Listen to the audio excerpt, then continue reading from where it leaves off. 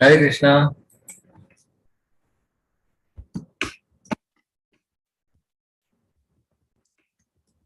Hare Krishna, bro. Dandot pranam, bro. Yeah, do you hear me clearly? Yes, bro. How are you, Prabhu? What's happening there? Yes, fine, bro. Here it is morning, 5 o'clock. Okay, 5. weather and all you are able to tolerate? Yes, bro. Inside house it is a little cold. We are using some heater. Mm-hmm. Outside it is very cold, around 0. The snow is falling like that. Are you used to such climates before? No, no, bro. First time in life, huh? Yes, bro. Your work has started already? No, bro. Work has not started. Just meeting with professor. Like Mhm. I'm writing paper, like whatever I have done so far. Okay, okay. So what about your accommodation? You'll continue like this for this month or what's the plan? For this month, I'm doing staying with my friend. Like he's a student of my professor. Mhm. After that, like I'm not getting any place. Like I will see whether to stay here only or go somewhere else. Then what about your food? Food, probably I am making myself. Okay. Uh, You carried something with you from here? I carried something here. I purchased also something. Then here only I'm cooking. These people they have some vessels, so I'm cooking there one here only. Okay. So shall we start the session? Yes. Ma'am. If Uh, you this recitation you will do or I shall play? okay, I'll play. Okay. Okay. If you stop the live stream and again start it because we were talking. Is it okay? Is it possible like that or what? No, no, actually it is already live stream. Okay. Then I will start in it. Recording you will do? Yes, bro. Recording I will do. Just give me 1 minute.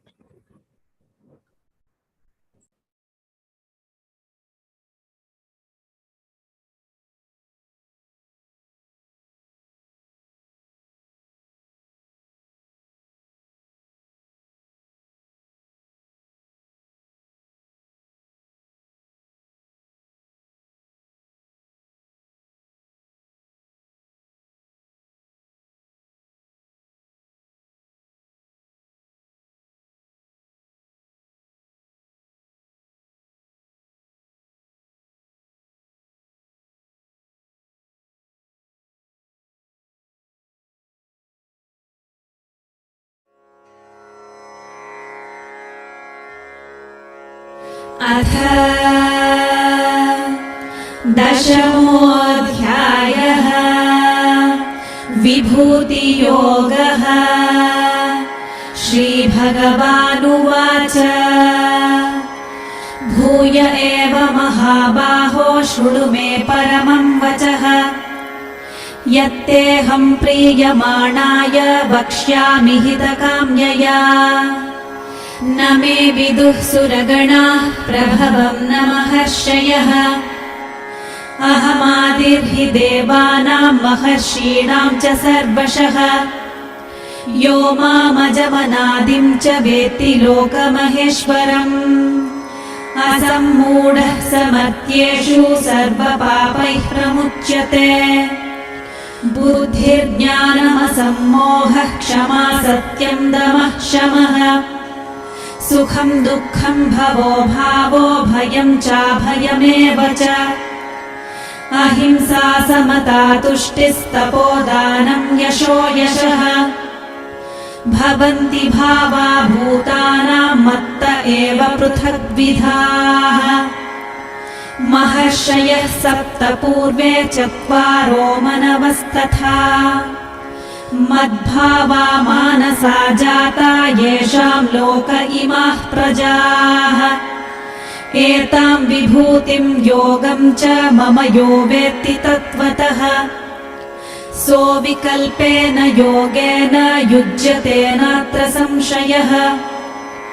अहं सर्वस्य प्रभवो मत्तः सर्वं प्रवर्तते इति मत्वा भजन्ते मां बुधा भावसमन्विताः।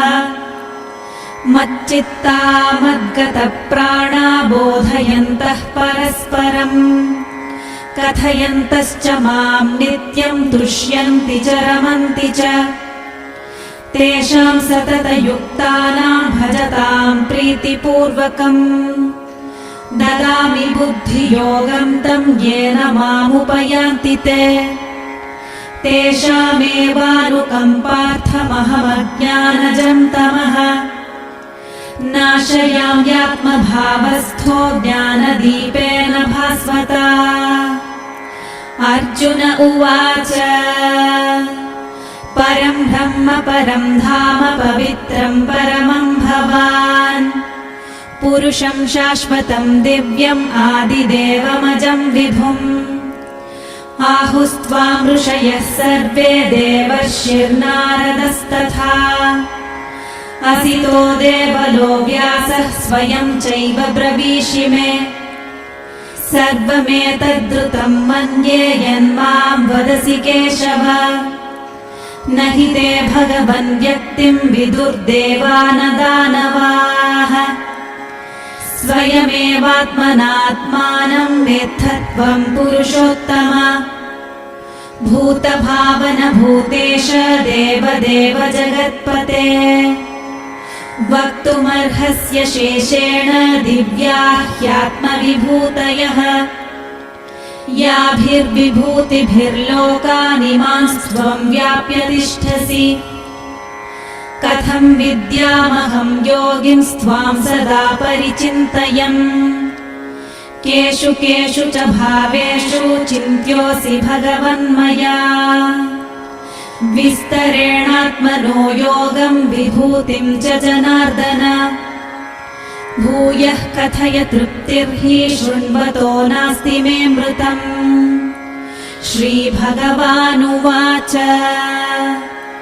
हन्त ते कथयिष्यामि दिव्या ह्यात्मविभूतयः प्राधान्यतः कुरु श्रेष्ठ नास्त्यन्तो विस्तरस्य मे अहमात्मा गुडाकेश सर्वभूताशयस्थितः अहमादिश्च मध्यं च भूतानामन्त एव च आदित्यानामहं विष्णुर्ज्योतिषां रविरंशुमान् मरीचिर्मरुतामस्मि नक्षत्राणामहं शशी वेदानां सामवेदोऽस्मि देवानामस्मि वासवः इन्द्रियाणां मनश्चास्मि भूतानामस्मि चेतना रुद्राणां शङ्करश्चास्मि वित्तेशो यक्षरक्षसाम्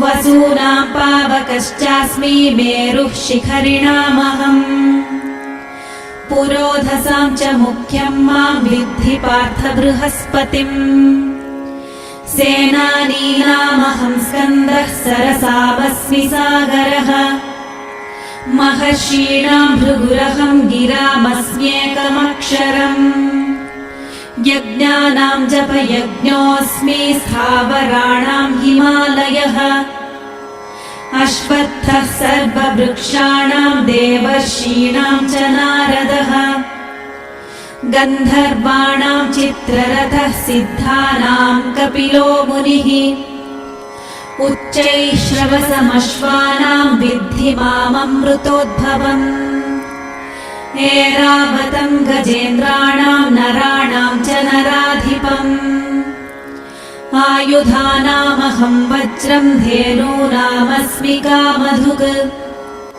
प्रजनश्चास्मि कन्दर्पः सर्पाणामस्मि वासुकिः अनन्तश्चास्मि नागानां वरुणो यादसामहम् पितॄणामर्यमा चास्मि यमः संयमतामहम् प्रह्लादश्चास्मि दैत्यानां कालः कलयतामहम् मृगाणां च मृगेन्द्रोऽहं वैनतेयश्च पक्षिणाम् पवनः पवतामस्मि रामः शस्त्रभृतामहम् झषाणां मकरश्चास्मि स्रोतसामस्मि जाह्नवी सर्गाणामादिरन्तश्च मध्यं चैवाहमर्जुन अध्यात्मविद्या विद्यानां वादः प्रवदतामहम् अक्षराणामकारोऽस्मि द्वन्द्वः सामासिकस्य च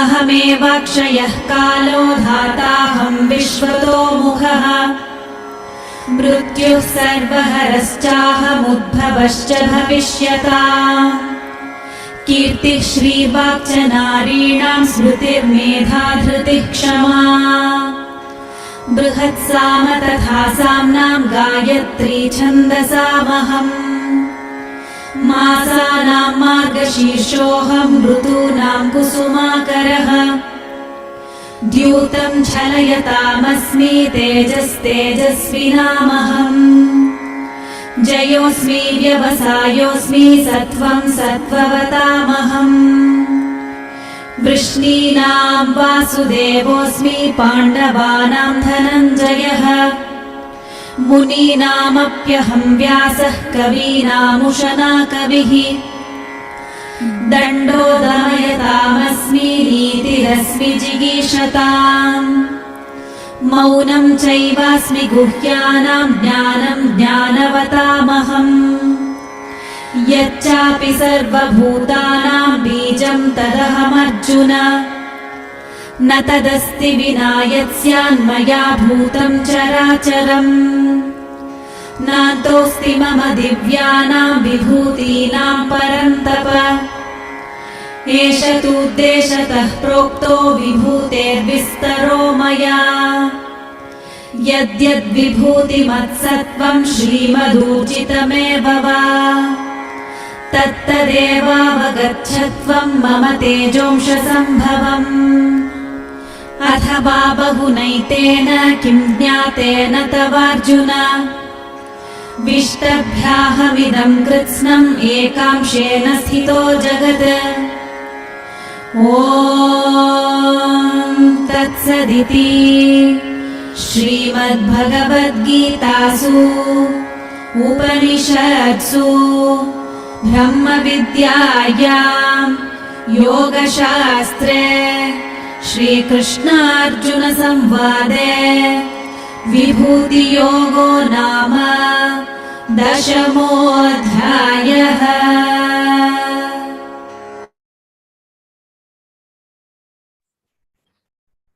Hare Krishna, welcome all for today's evening discussion on the Bhagavad Gita, chapter 10, Opulence of the Absolute.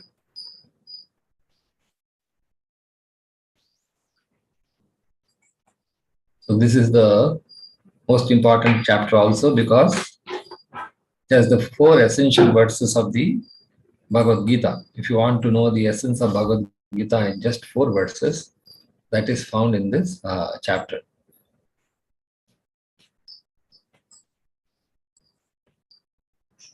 Can you hear me and see the screen properly? Can you please confirm the host can? Yes, Prabhu, we can hear you. The screen is also visible.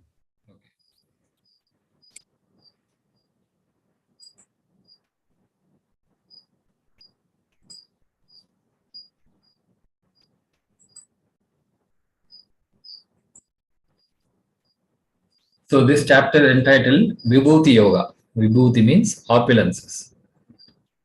So the last chapter, Krishna explained how devotional service to Krishna is the most confidential. So going to further elaborate as to why we should worship Krishna only. This question may arise. What is our...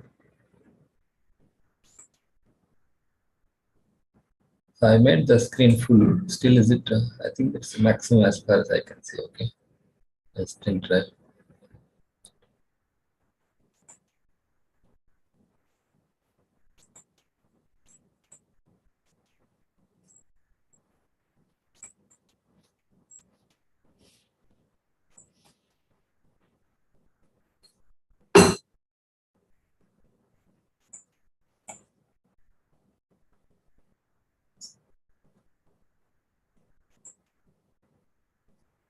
I think that is the maximum I can make. I hope it is. Okay. Yeah.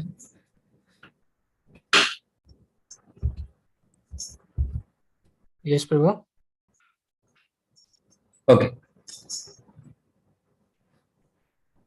So basically, this chapter is telling how we can recognize Krishna. Because someone may say, I have not seen Krishna, I have no relationship with him, and I don't know whether he's reciprocating with me.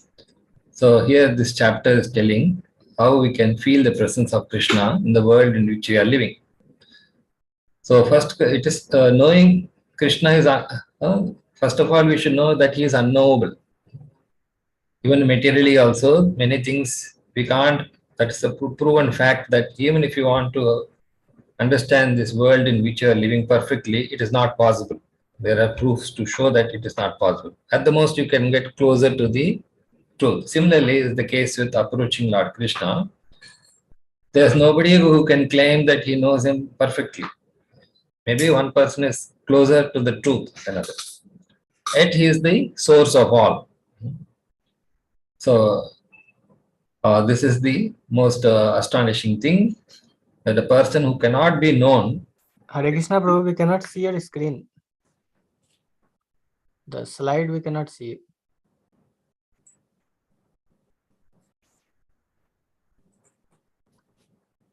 Now? Yes, Prabhu, yes. Yeah.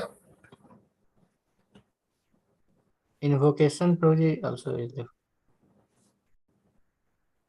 Tell again. Invocation, Prabhu, is left. Invocation.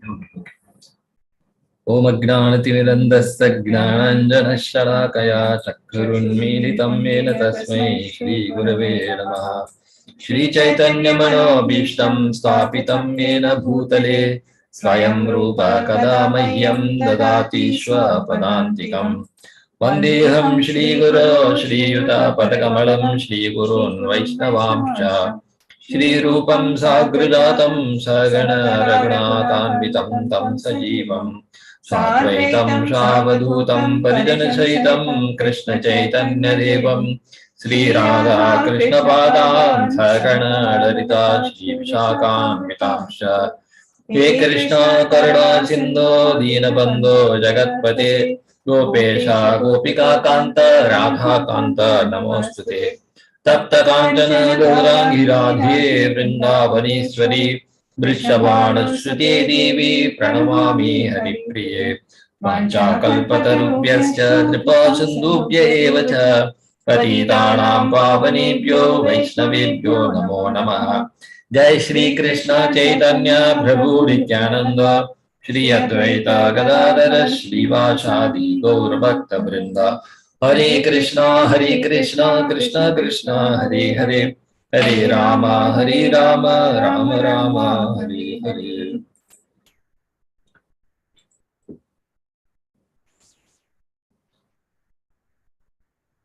So as I was saying, Krishna is the absolute truth, which means there is nothing further to be known other than Krishna. But at the same time, he cannot be understood completely because we are on the relative platform.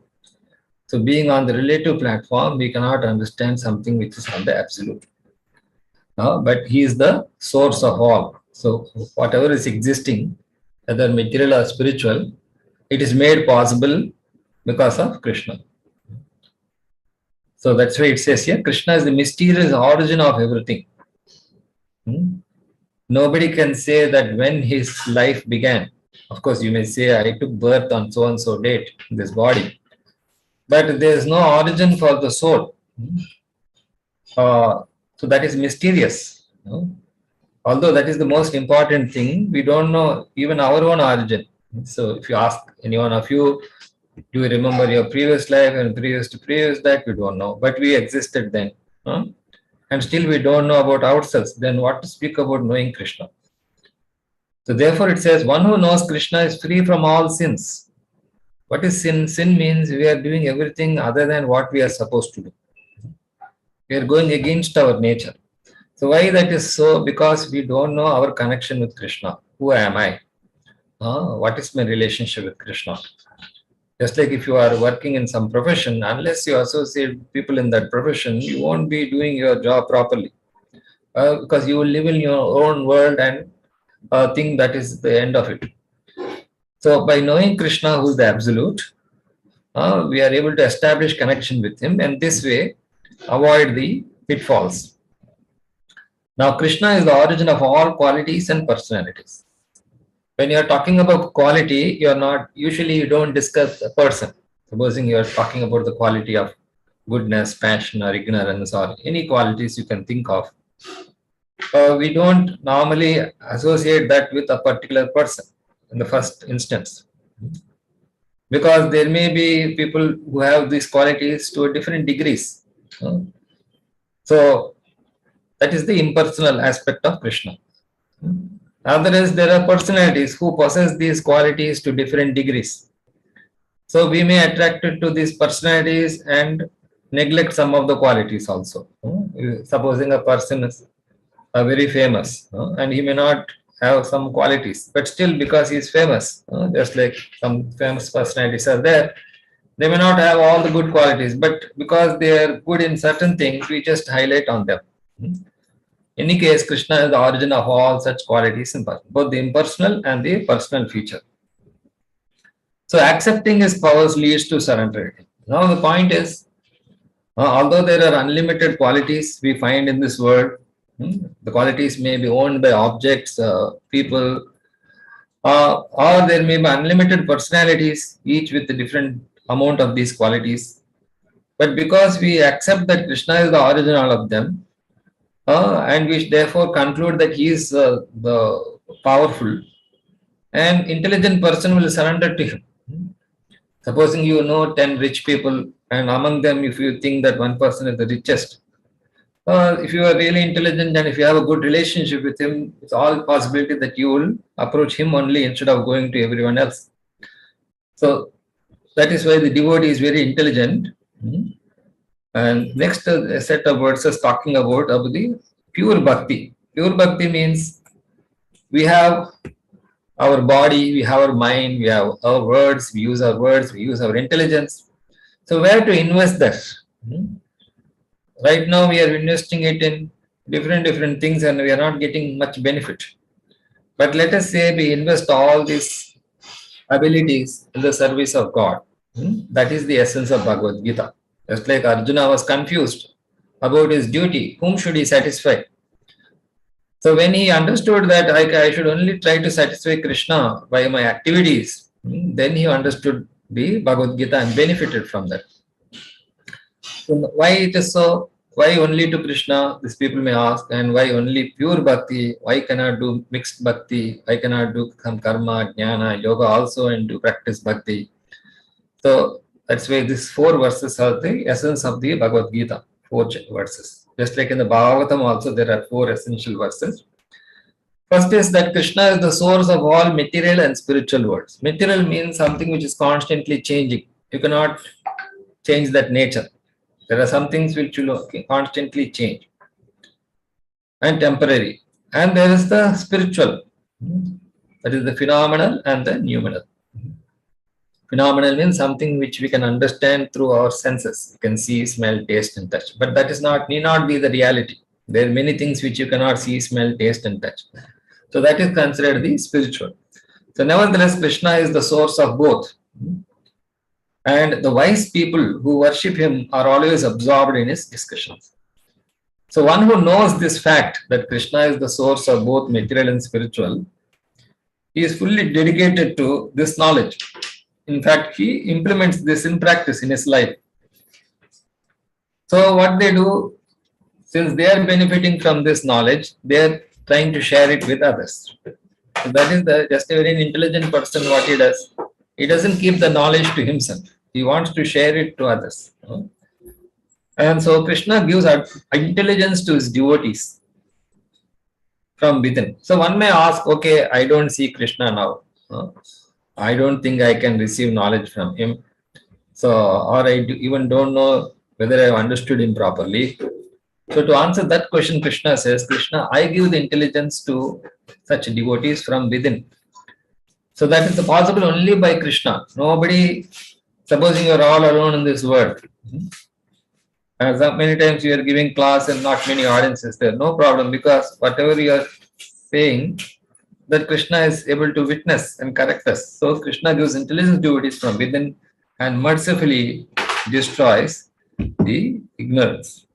So two things should happen. When the light is there, darkness goes, and light is also simultaneously present. This is the benefit of this knowledge being given Krishna. You get intelligence as well as ignorance is gone simultaneously. Sometimes you learn one thing, but there are many things you don't know. But in the case of knowing about Krishna, the advantage is simultaneously ignorance is gone and intelligence is produced. So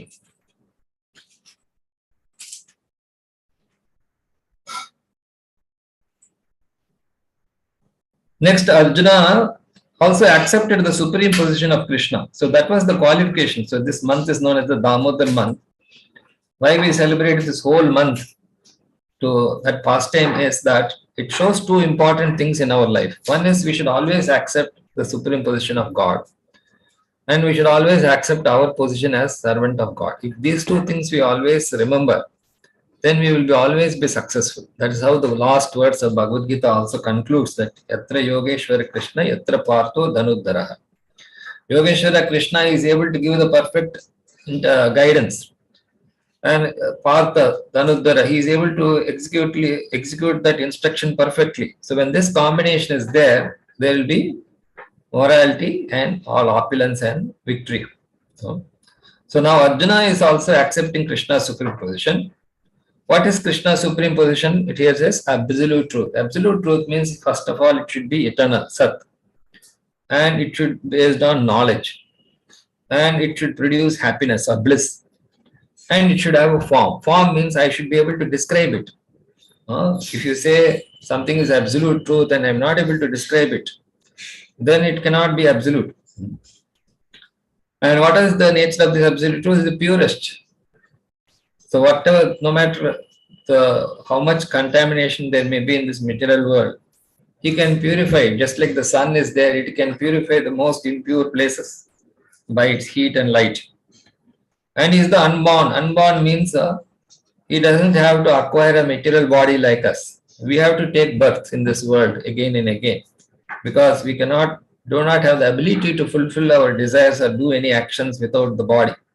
But Krishna doesn't have to take a material body, therefore is unborn. And Vibhum. Vibhum means greatest. There is nobody greater than him or equal to him. That is the definition of God. And how do we know that? It is confirmed by great authorities, Narada, Vyasa, because these are eternal sages.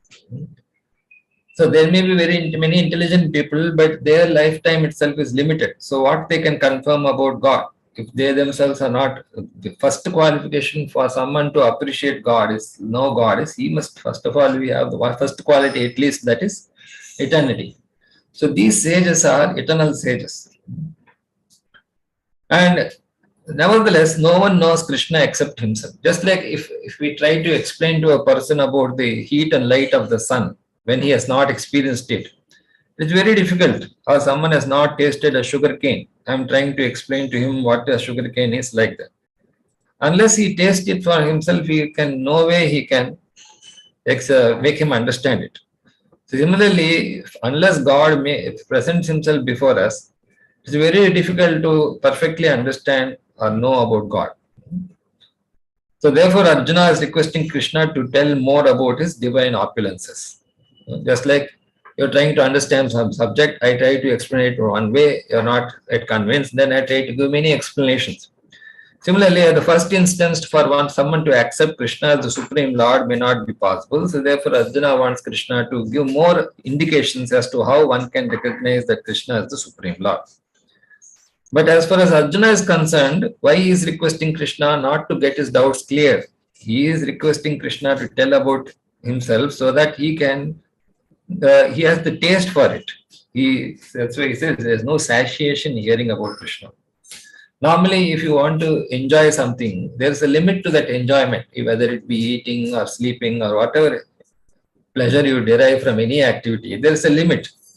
But in the case of devotion, there is no limit. So that is exemplified by Arjuna when he says that normally after some chapters we thought, okay, you learned enough, no more. But Arjuna is concerned, he is able to hear more and more about the glories of Krishna because he is an eternal associate of the Lord. Now, therefore, Lord Krishna describes his vibhutis or opulences. So unless supposing I'm a very rich person and you know that I am rich, unless I disclose to you how rich I am, your knowledge about my richness will be incomplete. I have to tell you that this much assets I have, this much money I have in the bank, then only you can understand me completely. So therefore Krishna himself has to tell that this belongs to me. Supposing you go to a place and there are so many buildings, but you think, okay, this maybe belong to many people.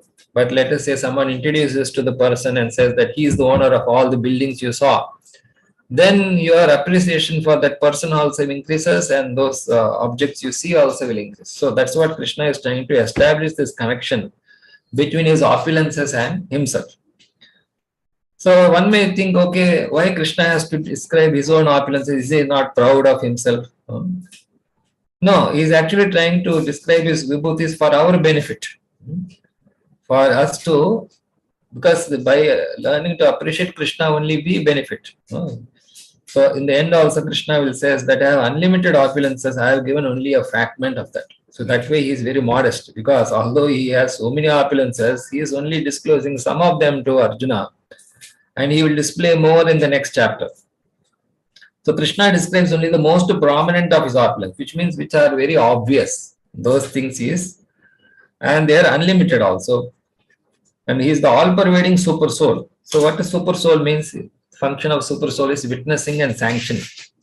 So many things are happening, we don't know about them, but Krishna knows everything. How do we know that? That we will see he demonstrates from time to time. In the Mahabharata war also we saw, in the previous incarnations, everywhere he shows that he knows everything. All pervading and the beginning, the middle and the end of all entities. So what does it mean? The living entities acquire a body, and that is made possible by him.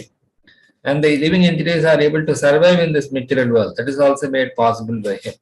And the living entities ultimately, they give up their bodies, and that is also made possible by Krishna. And so now Krishna later talks about the various opulences in verses 21 to 39. And he concludes by saying that there is no end to his opulences. So that is the definition of God, that he has unlimited opulences. You may find a very rich person, famous person, strong person, beautiful person, renounced person, wealthy. So, but they are all limited, the ultimate estimation. But all that is majestic. So in summary, Krishna says, whatever you find is majestic in this world, beautiful, powerful, is but a spark of my splendor. So nobody can say that, no demigod can declare this. Supposing I come and tell people that so-and-so building belongs to me, maybe a few people will be fooled by that. After some time, eventually they'll come to know that it does not belong to me and I have been cheating, and they will be take action against me. But Krishna is able to boldly declare, because everyone knows this, at least they know theoretically that Krishna possesses all these opulences, which he demonstrates when he makes his appearance in this world. So that's why he says, Yada yada hi dharmasya glanir bhavati bharata. So what people think that God has to come whenever there is some problem in this world. If it doesn't come, then he is not God. But that is not the meaning of dharmasya. Dharmasya means the root cause of all the problems is we are not doing what we are supposed to do. So he comes to teach by his own example to us what we are supposed to do, and that is bhakti. He teaches us bhakti. And then only we are in a position to do our things, and then the problems get solved. And Pavitranaya Sadhunam, says Krishna. What does it mean? What is the deliverance for the sadhu? It's not that God has to come and solve all the problems of the innocent people, then only is God. Sadhunam, in sadhunam, he can tolerate any problem. His main problem is he is not able to associate with God. So Paritrana means he comes to give his association to such devotees. So he pervades and supports the entire universe with a single fragment of his power. So does he have to put a lot of effort to maintain all these things? Here it says a single fragment. It's almost insignificant for him to maintain this material universes. It is spontaneous for him. It is effortless for him. So this is how this chapter summary concludes. So in the previous chapter, Lord Krishna concluded with the instruction to fix his mind upon him. Manmana bhava madbhakto madhyaji mam namaskuru. That is also said to be the essence of Bhagavad Gita. Madmana means always remember me. Bhava madbhakto means become my devotee. Madhyaji means worship me. Mam namaskuru means offer your obeisance. If these four instructions you are able to follow, that is also perfection of life. Now he is going to give in this chapter on what he should meditate. If Krishna is saying, always remember me, what should I remember? So, or Krishna says, Manmana, that is, always remember me, think of me. What should I think of? So that Krishna will mention about his opulences, power and beauty. So earlier chapters also Krishna has explained about his different energies, and in the he will give in the specific details of that, how we can connect them with Krishna, practical ways. The first thing is that knowing that Krishna is unknowable and the source of all. So first fact, we have to accept that. No matter how much we try to know about Krishna, it is not possible completely. But nevertheless, we should accept that he is the source of all. For example, if you try to understand how the medicine is curing you, a doctor is prescribing some medicines, and if you say, no, I have to understand exactly how this medicine is manufactured and how it works on my body. So it is not going to be possible, but still you accept that medicine and get the benefit. Similar thing, if Krishna is unknowable, yet he is the source of all. So that's why it is said to be more wonderful knowledge. Now Krishna is giving knowledge to Arjuna, and each time Arjuna is appreciating that, and Krishna feels obliged to give him more knowledge, better knowledge. So he is saying, oh mighty armed Arjuna, Mahabhaho. Why mighty armed? Because Arjuna is able to grasp these subjects. And he is very dear friend filled with love, Priyamanaya. No, that is the qualification for receiving this knowledge of Bhagavad Gita. One should not be envious, and he should be a devotee. And Krishna is giving for your benefit. Hita kamyaya. Now God is also desiring our benefit. That is to be understood. Already Krishna told in the 5th chapter. Suhridam Sarvabhutana. He is the ultimate well-wisher. So when we are receiving it, he will will to give more and more. I shall give you supreme knowledge. Paramam Vachaha. He has spoken many things which are also knowledge. Now he wants to give him supreme knowledge, the highest. Please listen. Shrinu, he is saying. Pay attentively. So what is this? Nami vidus suraganaha. Suragana means the demigods. They know the purpose of life, and they are known as Sura. Those who do not know the purpose of life, they are known as Asura. And Maharshayaha means great sages, the most intelligent person.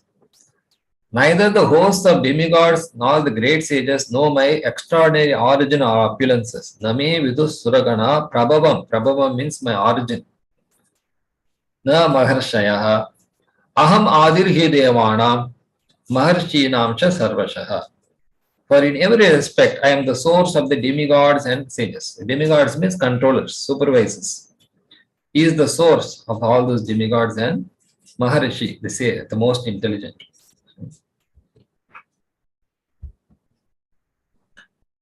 So one cannot understand Krishna by scholarship. You may be the most educated person. Or you may say, no, I will try to understand God by my own efforts. But that way also it is not possible. One can understand Krishna in his actual situation only by the unprecedented mercy of Krishna and his devotees. Someone superior to you in devotion, only he can give you that knowledge. Even sometimes I have heard that people, when they buy some instrument, musical instrument, they first prefer to take that instrument from a person who has already used that instrument. So similarly, this knowledge has to be received from a person who is practicing this. And because along with the knowledge comes the mercy. That is the most important thing. Knowledge alone is not sufficient. The mercy means his practical understanding comes with that. So that knowledge can be obtained from the Gita and the Bhagavatam. Because Gita and Bhagavatam is the essence of all the scriptures. Bhagavad Gita is the essence of the Mahabharata and the Upanishads.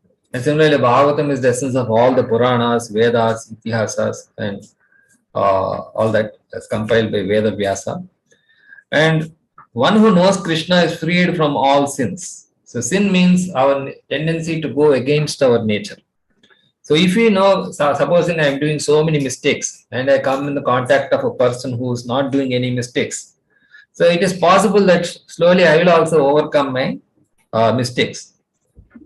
So otherwise we will never improve.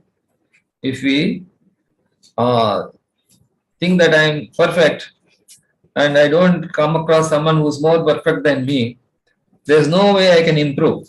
Yomam ajam anadhimcha. He who knows me as the unborn, as the beginningless. So if someone is born, like Brahma is born from Vishnu, but he also has some defects, as we can see. But Krishna is unborn. So anyone who is born in this world is born because of the combination of the three modes. So, but Krishna being absolute, he doesn't take birth from with the help of the three modes. So there's anything which has made out of the three modes has a beginning and an end. It is controlled by time. But because Krishna is not constituted of the three modes, he is beginningless. Oh, but here says Krishna, Vekti Loka Maheshwaram. So what should we know about Krishna? That he is the supreme proprietor of all the worlds. Loka means worlds. Maheshwaram means proprietor, owner, which means there is no place which is not governed by him.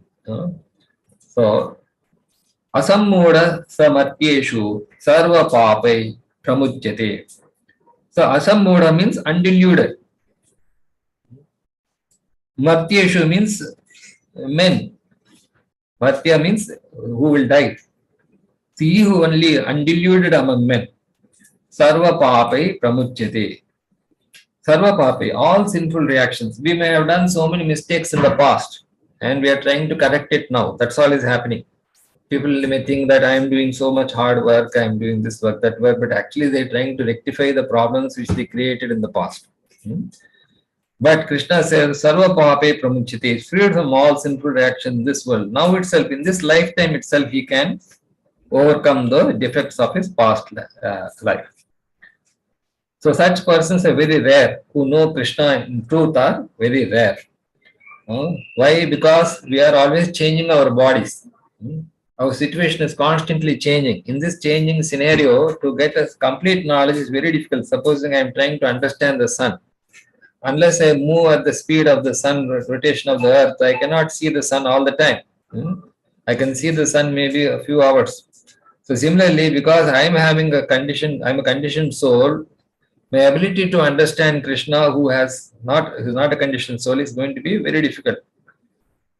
So therefore, even demigods' body, although compared to us, they have a huge lifespan, still as compared to Krishna, they are not unborn. So therefore, unless Krishna reveals himself, nobody can understand him, in even the demigods. So now Krishna goes on to explain how he is the origin of all qualities and the personalities. These are impersonal as well as personal features.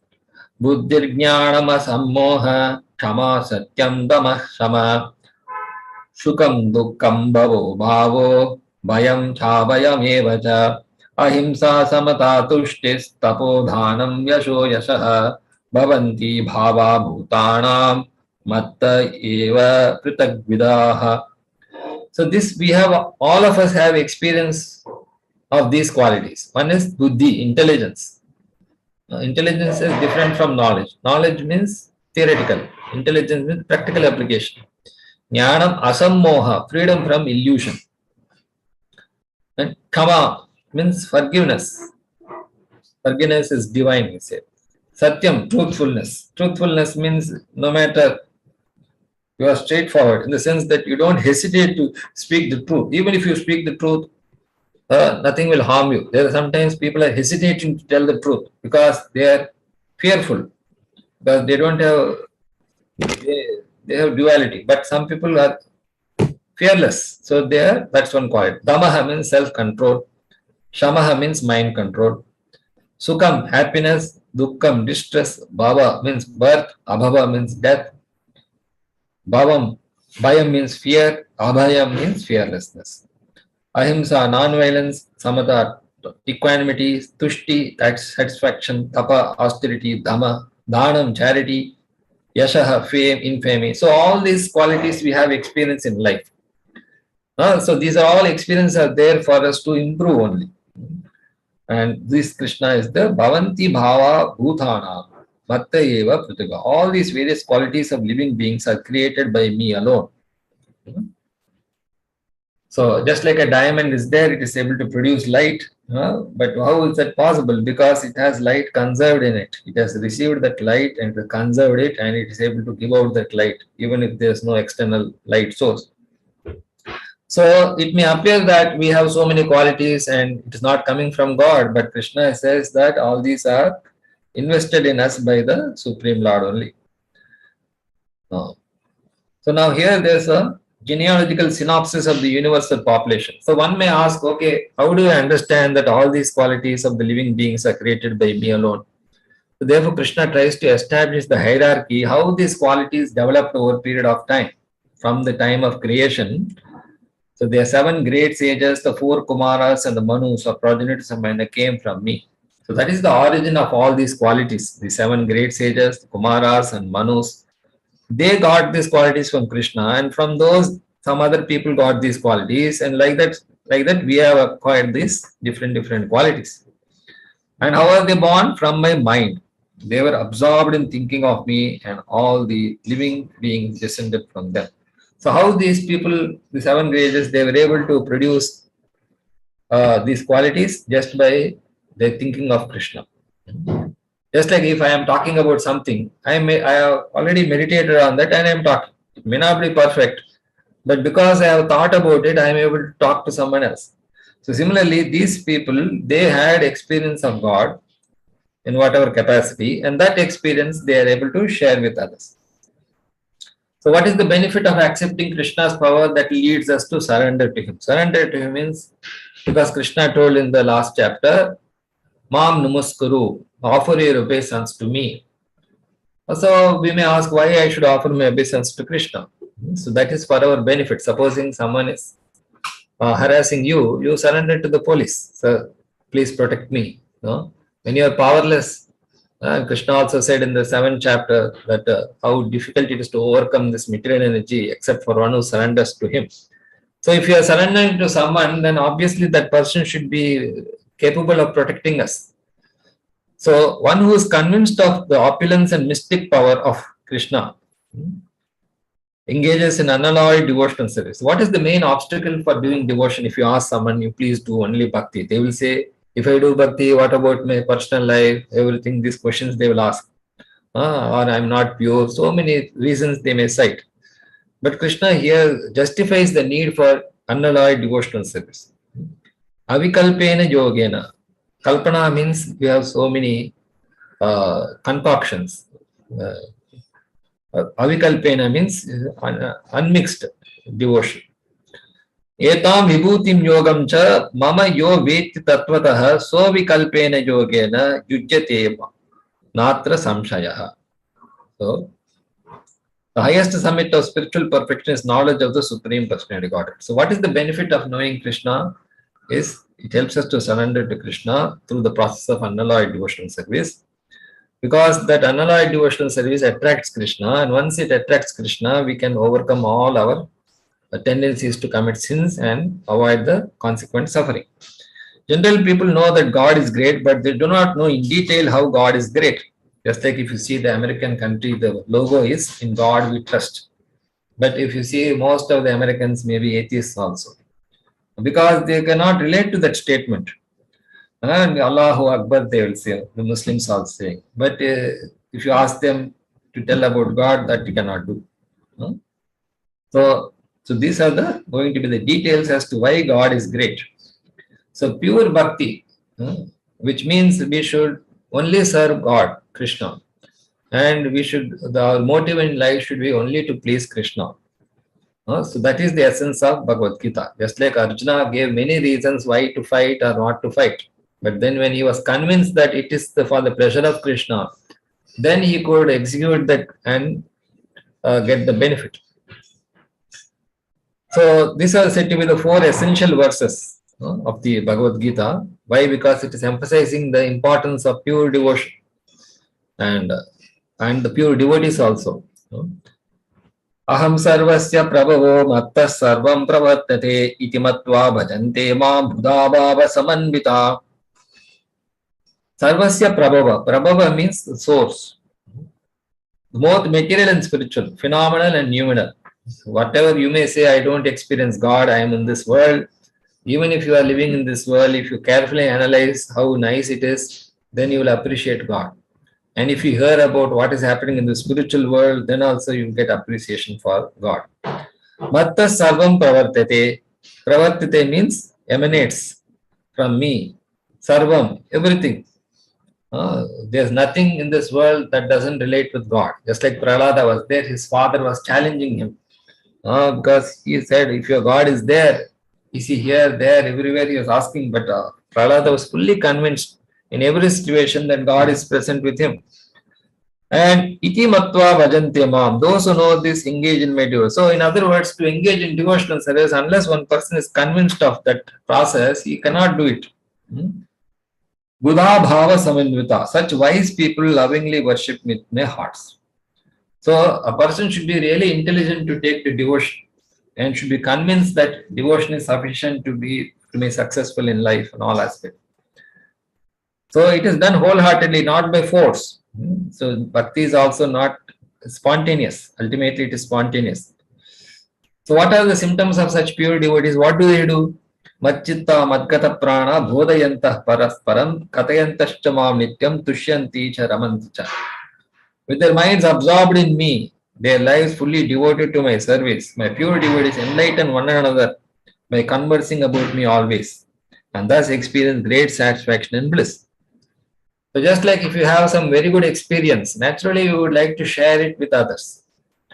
Just like you're a doctor or a lawyer or some engineer, you want to share that experience with others.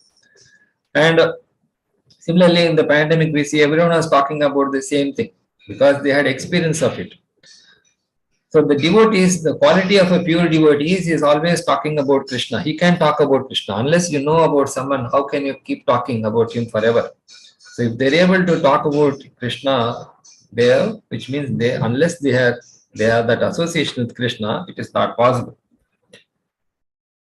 And they are not doing it whimsically also. They are getting satisfaction from it, and the people who are hearing also are getting satisfaction. And what is the satisfaction? They are able to perfect their life and be happy. So, and why this is real happiness? Because it's never ending. The happiness in this world has a beginning and an end. Suffering also has a beginning and end. In the spiritual life, the happiness and distress has no end. It gives life to a person. The next 2 verses, Krishna describes how Krishna reciprocates with them. First one is telling about what the devotees do. That is the half of the essence. The second half is, on his part, what will Krishna do?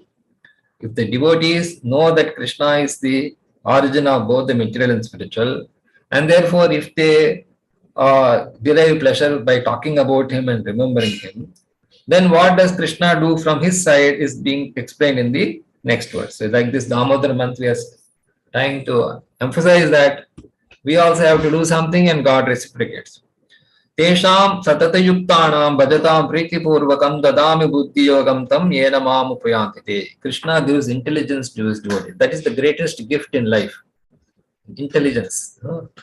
So where do we get that? To those who are constantly engaged in serving me with love and devotion, I give them the necessary understanding by which they can come to me. Supposing you are trying to go to meet a person. If that person tells you how to come to his house, then you will reach easily. But if you try to go to his place on your own, then it is going to be very difficult. So because Krishna is giving the intelligence to the devotee, he is able to progress. And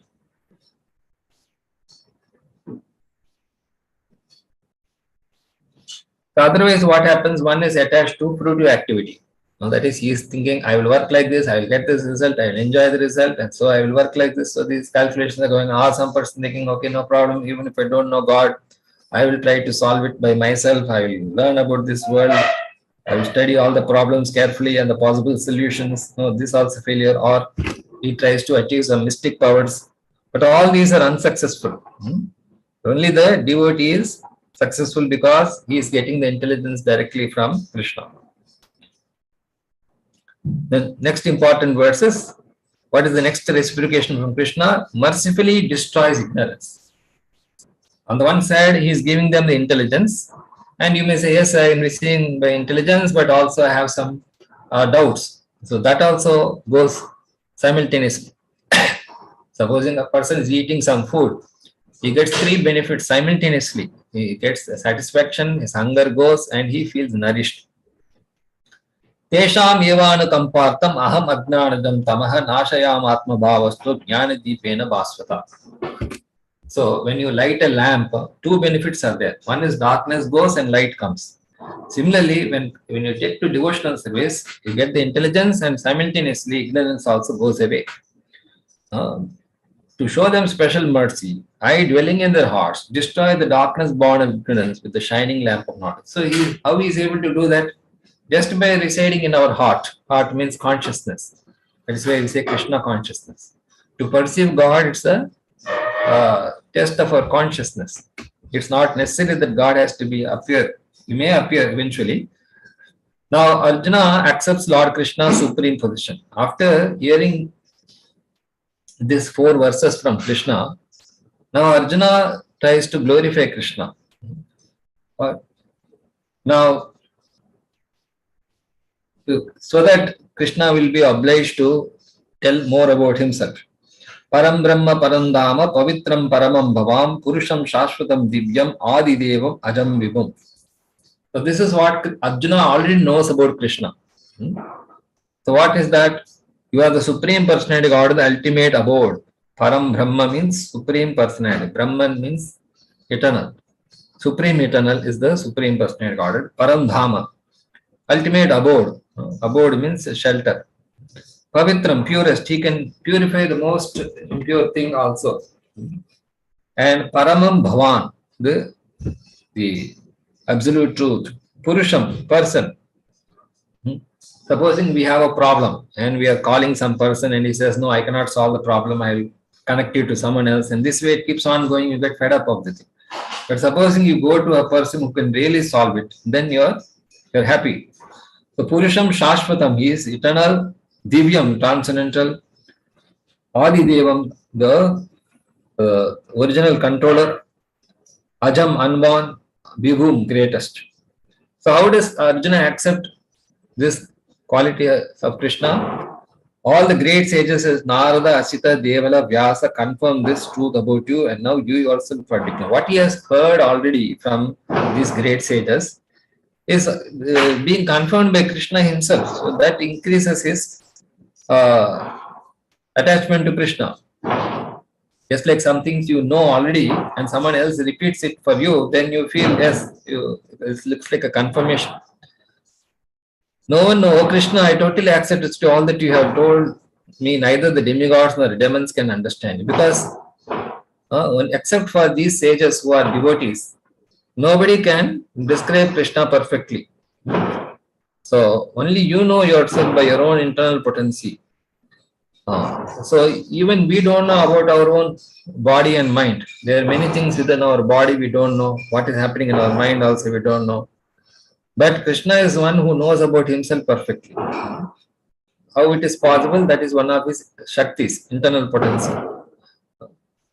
So, Supreme Person, Purushottama, person, when we say a person, means he owns something. But Krishna is the Supreme Person, which means he owns everything. We may own something which is given to us, but Krishna owns something which belongs to him. So Bhuta Bhavana means origin of all, Lord of all beings, Bhuta Esha, God of gods, Deva Deva, Jagatpati. So this way how Arjuna is glorifying Krishna. So this is all which he has heard from the sages and he also has experience of it. Please tell me more of your divine opulences, Divya Atma Vibhutaya, by which you pervade all these worlds. He already has some experience. He wants to get more experience about Krishna's opulences. How shall I constantly think of you, know you, and remember you? In what all forms do you manifest? So why this he is asking? Not only for his own benefit, but for the benefit of others. So that is the character of a great person. Not only he tries to benefit, immediately he tries to give the benefit to others. That is the nature of a person like a devotee like Arjuna. Uh, just like we ask some questions sometimes, we may know the answer, but we are asking that question so that the others also can benefit from the answer. Not only that, Arjuna has no satiation in hearing about it. No matter how much he hears about Krishna, still he wants to hear more. So that is the quality of the devotee, and the Lord also great pleasure in talking about him. So normally we don't like to talk about ourselves to everyone. But if someone is very dear to us, we don't mind telling about ourselves. So that's what is happening here. Now Lord Krishna describes his vibhutis or opulences. First of all, Krishna says that his opulence are limitless. So I will tell you only the prominent ones by my splendorous mind, because people tend to notice only what is very prominent. Because our senses are limited, our intelligence, mind, all those are very limited. The first quality is he is the super soul in the hearts of all. He is aware of everything. He is sanctioning everything, beginning, middle, and end. How he is the one who is bringing about this combination of the living entities and material nature, allowing them to remain in this material world and again get rid of this material bodies. So these are the list of qualities. Krishna says among the Adityas, Aditya means Aditi, sons of Aditi. Diti and Aditi are two wives of Kashyapa. Daityas and Dana, that is the demons and Devas. Devas came from Aditi. And in the Aditi's lineage, Vamana Deva appeared. Because Bali Maharaja had stolen the kingdom of the Devas. So Vamana Deva appeared as the Aditi's family to recover that from Bali. Among the luminaries, the ones which give light, sun, Maruts, wind, there are 47 Maruts. They were the womb of their mother, and Indra entered that womb and tried to cut the embryo. But they cried out that we are your brothers, don't kill us. So that 47 Maruts, one of them is Marich. Nakshatra Nam Aham Shashi. So nakshatra means they derive the light from the sun. So that is the moon. Moon is the brightest star. And Vedas means knowledge. From the Samaveda. Samaveda contains all the different musical notes. Just like if you sing a song, you can convey so much information in just one song. So that Samaveda, among the Devas, I am Indra, the king of the demigods. Among the senses, we have 5 senses, and the superior to the 5 senses is the mind, the 6th sense. Among living beings and consciousness, there are different levels of grades of human beings or living beings. They are graded according to the level of consciousness. And Rudras means there are 11 Rudras at the time of destruction of this universe. These 11 Rudras achieve that purpose. Among that is Shankara, Lord Shiva. Actually, he does this, it's auspicious. For us, it may seem inauspicious, but he is all auspicious. That's why the name of Shiva means all auspicious. He destroys also with auspicious intent. Yakshas and Raksha. Yakshas means the spirits. They don't have a body, so they are more powerful than those who have bodies. Among them, it is Kubera. And that's why we see people are sometimes very rich, but they themselves don't know how they are getting the money. So this Kubera is owning. That's why there are some stories that so much treasure was there and the treasure was guarded by some spirits. So like that, the richest person actually cannot have a farm. If he has a farm, people go and harass him. Supposing a rich man is there and you know where he is, people immediately, thieves will go and try to catch him.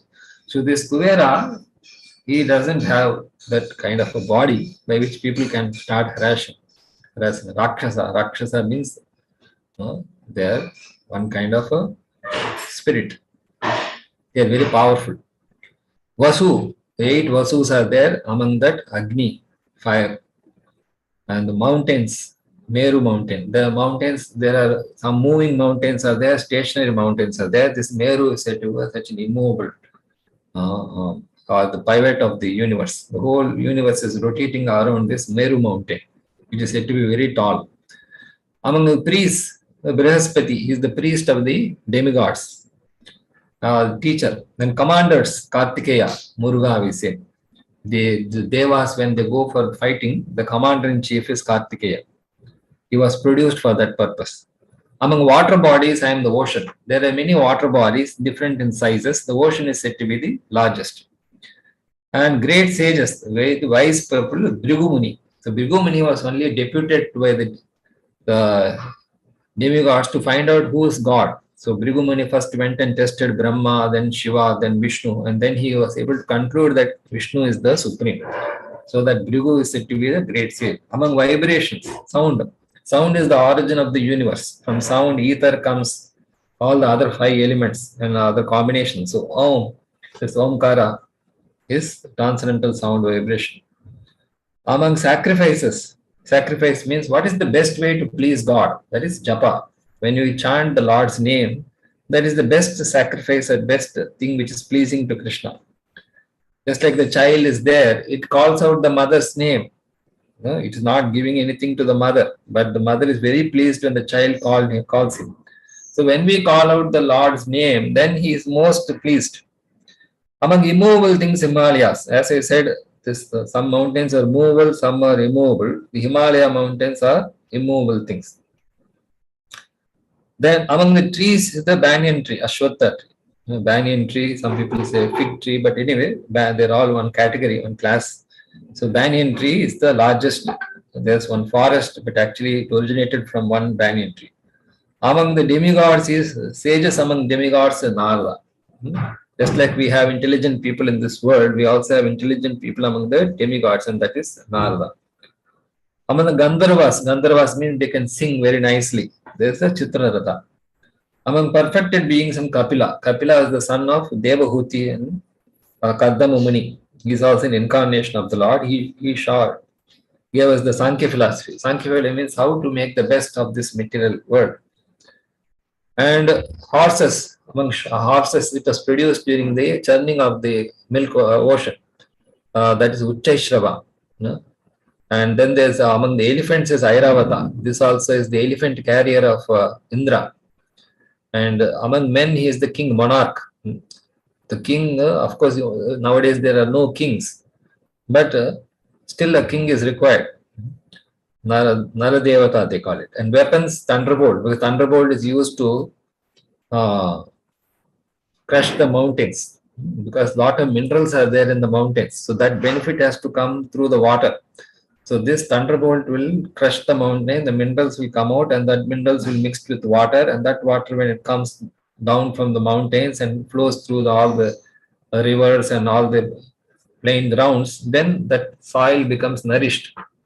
That's why this mountain water is said to be very best. It is good for health and for also the vegetation or whatever, because the thunderbolt is able to crush the mountains. And also it helps to produce the rains.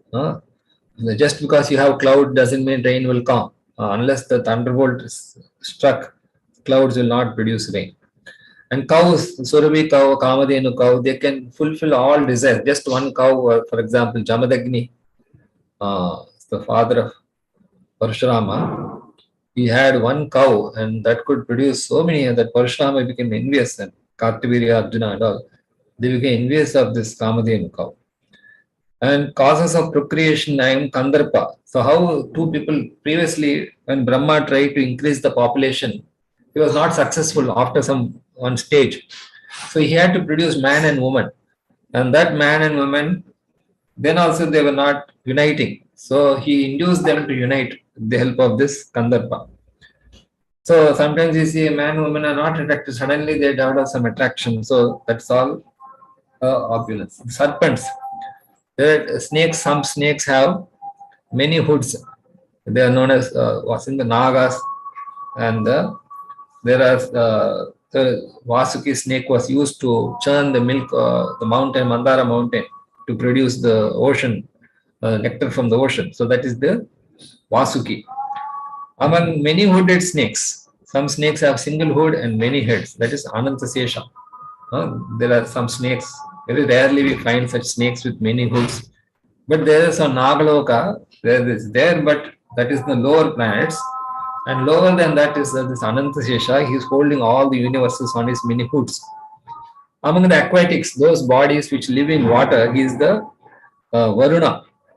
So this, so many living entities are living in the water. So there must be some person who is in charge of that area. So that is the Varuna Bhagavan is there. Otherwise, they can also not, this aquatics cannot survive in the water.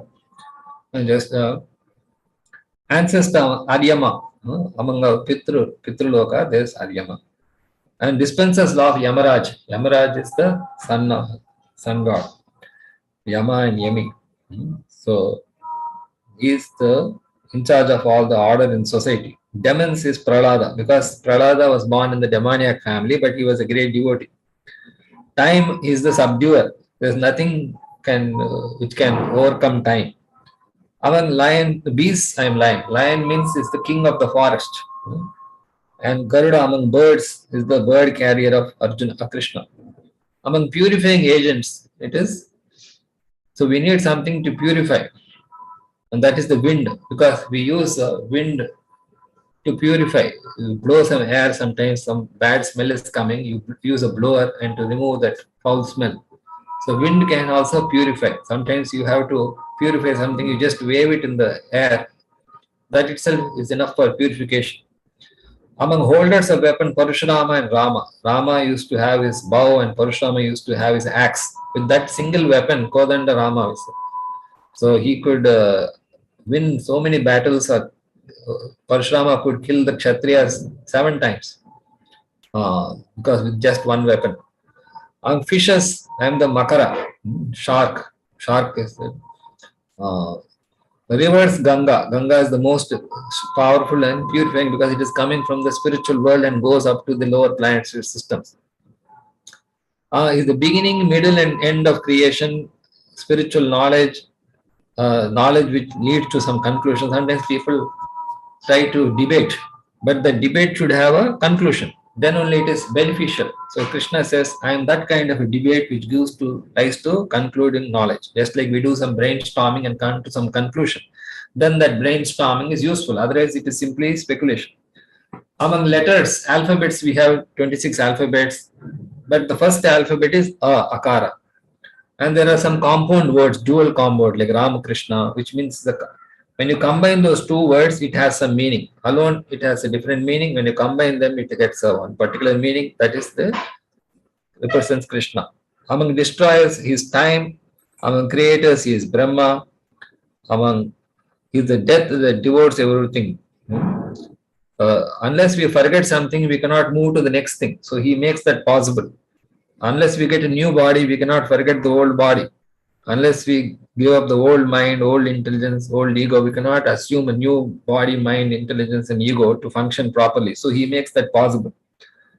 Among future manifestations or transformation is the generating principle.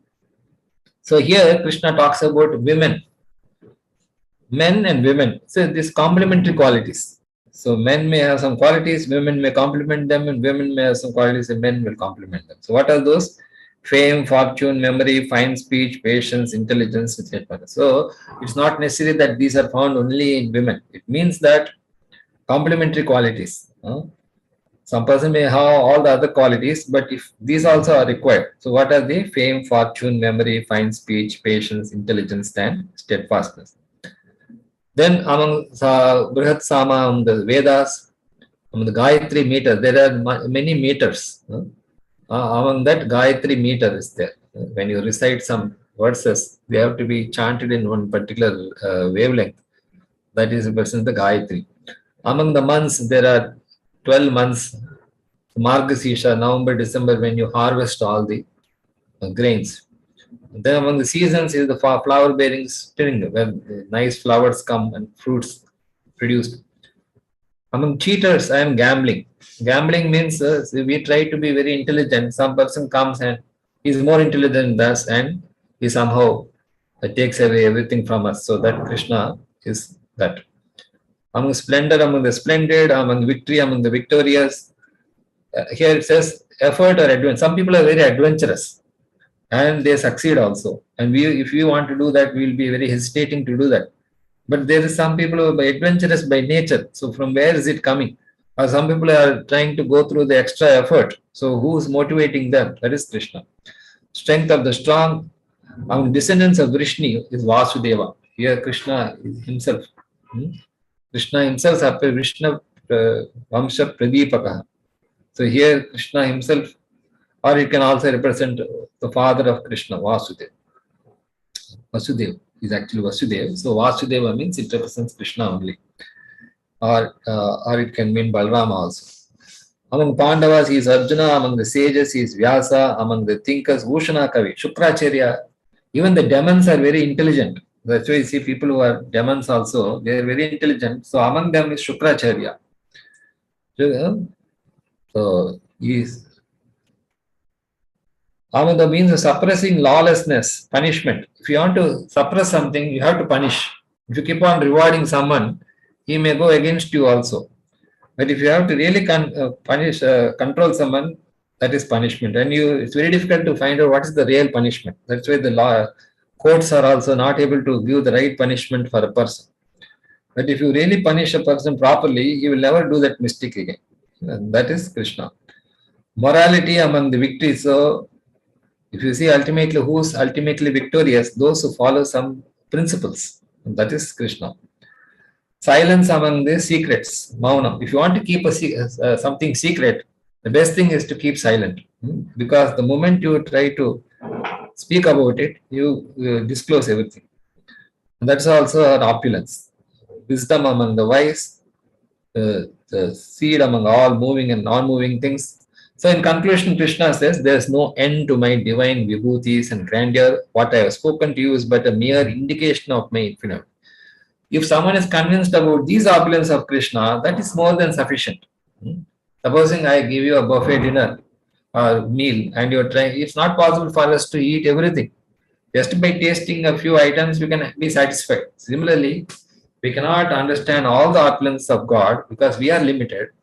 And even we get some experience, we can appreciate.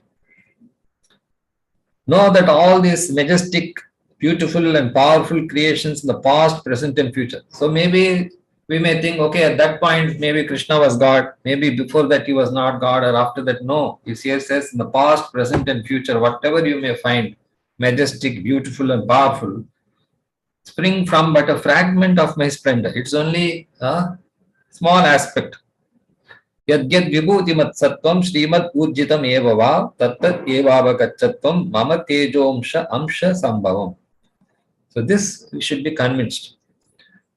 So one may say Krishna did not mention about them. Even if some Krishna has not mentioned, someone may say, okay, Krishna told all this in the Bhagavad Gita and I am finding something in the modern world which Krishna did not refer. So maybe Krishna missed out something. No. One should consider that all glorious objects are non-different from Krishna by being under his control and by being pervaded by him. So, and ultimately Krishna says, he is the all-pervasive super soul, which means he knows everything. Ultimately, if you want to experience something, you should know about it. If you don't even know about it, why is the question of experiencing it? Because Krishna has that ability of being the all-pervasive super soul. He can enjoy everything, or he can said to be the owner of that. What is the need of all this detailed knowledge? The single fragment of myself will pervade and support this entire. Atava bahunaitena kim jnatena tava arjuna vishtabhyaham vihatam krishnam ekamshena sthito jagat. So basically this chapter says that if you want to experience everything in life, you should know the person who possesses it. Then it is possible. So how Krishna knows everything is explained that he is the three Vishnus. One is he is present as the super soul in our heart and in the atoms, and another he is present as the super soul of each universe, and he is also present as the super soul of all those universes. So this is how this chapter concludes. Thank you very much. Any comments or questions? You can unmute and ask also. The audience is less. You can feel free to ask, or anything you understood or did not understand, you can ask.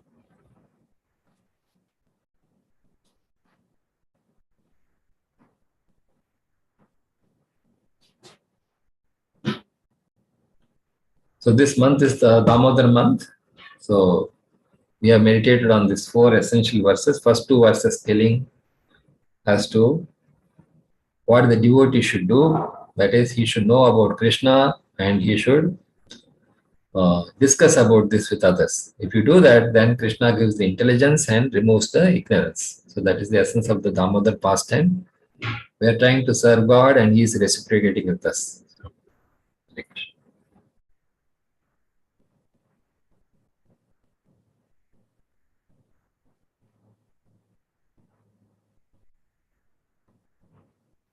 So please join us next week also for the chapter on the universal form. Now, what Krishna has disclosed to Arjuna is only because he is a devotee and not envious. But there are people who are not devotees and who are envious. So how they can experience? So that will be explained in the next chapter, known as the universal form. In other words, nobody can say I reject God, I don't accept God, because he's experiencing, without experiencing God, he cannot even live. That's why in one of the verses it says he's the consciousness. Unless a person is living, he cannot experience anything, he cannot do anything.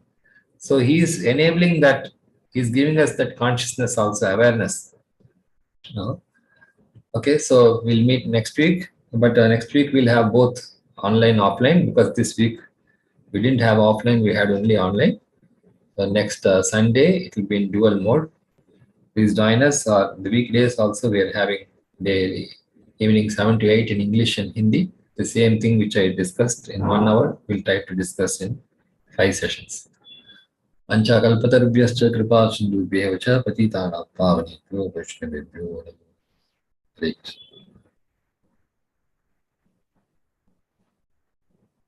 Yes, Prabhu, Dinkar, you can end the session.